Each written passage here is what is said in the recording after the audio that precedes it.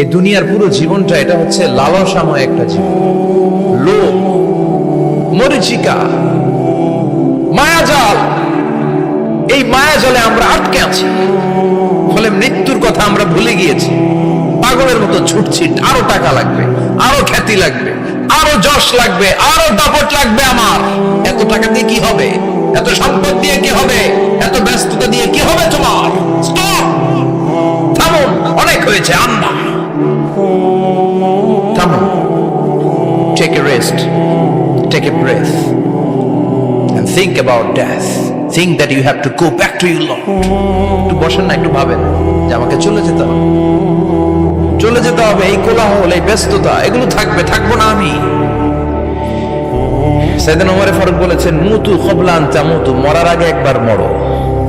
হাসিবু ক্বাবলা আন তুহাসাবু আলাইকুম, তোমার হিসাব নেওয়ার আগে তুমি একবার নিজের হিসাবটা করো না। কাগজ বের করে একটু লিখো না, কি কি ভালো কাজ করছিলা, যেগুলো দিয়ে নাজাতের ওসিলা হতে পারে। 1 2 3, আর কি কি আকাম কুকাম করছো দেখো না, লিখে দেখো তোমার অবস্থাটা কি। মরার আগে একবার মরো। মরার আগে খাটের মধ্যে শুয়ে শটান করে চোখ বন্ধ করে একবার মরার ভান করে দেখেন কেমন লাগে।